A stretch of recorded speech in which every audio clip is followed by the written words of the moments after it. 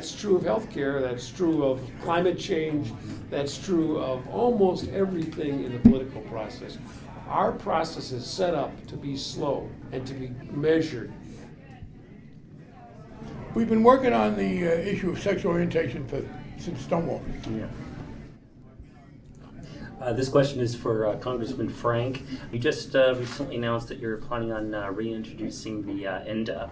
Yes. And wanted to find out if this particular edition of it will also include the trans protection. Oh yeah, it's trans-inclusive, which is the major political problem. We have we've been working on the issue of sexual orientation since Stonewall. Yeah. We've only recently begun to work on the transgender issue. So the public and our colleagues are further along. We have the votes to pass an ENDA without transgender. We don't have the votes quite yet, I'm afraid, or it's on the cusp. People need to be doing a lot of lobbying. Give an example: the state of Maryland, a very liberal state.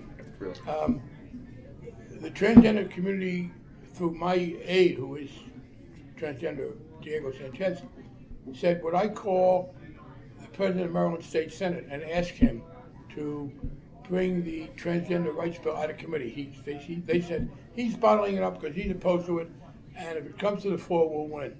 The vote came to the floor and they lost 27-20. Oh. I wish that weren't the case, but they don't. People who are the transgender community and its advocates don't understand. We're not yet there politically, and instead of, they were under the impression that the Democratic leadership could simply deliver this. And as much as we would like to, we need to vote. So we are using, with the Republican power wasn't going to pass anyway. So I'm hoping people use these 2 years to persuade. You start with people who are voting for ENDA. They're not voting for ENDA, forget them. But there are enough people who are voting for ENDA. Persuade them that they got to go for the transgender piece as well. How long do you think the process will take? But How long do you think the whole process will take? as long as it takes. I don't know. Yeah, It's not an 'cause operational question. We'll do it as soon as we can. yeah, we were just Alview was just sponsoring the translations, which was the Trans Film Festival this last weekend, and the opening film was Becoming Chaz. So this would people getting to know about what Chaz's It's very important to do situations. it. It's really Chaz is helping helpful quite a with bit. that. But Absolutely. as I said, we've got to push and educate people. And there was this mistaken view among many of the trans community that it was simply that the leadership was somehow for some reason hostile. We did pass a hate crimes bill this year that's trans-inclusive, Yes. explicitly trans-inclusive.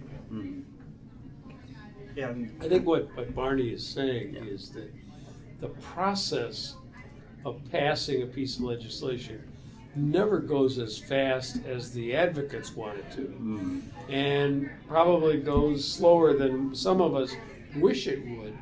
But the fact is that it takes time for people to get accustomed to thinking about a particular issue. That's true of healthcare, that's true of climate change, that's true of almost everything in the political process.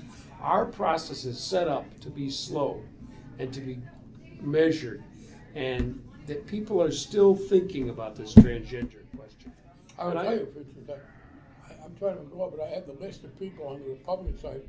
We had 9 Republicans out of last time, 175, who were ready to stick with us on the transgender issue. Dave Reichert was not one of them, by the way. So people might want to talk to him. He's got a reputation as a moderate, but he wasn't there with them. which is interesting because he let it be known through some people on his staff that he would vote for it if it came to a floor vote. He never committed that to us, and we asked people. Thank you. He could co-sponsor the bill. We got the bill in. He can co-sponsor it if he wants.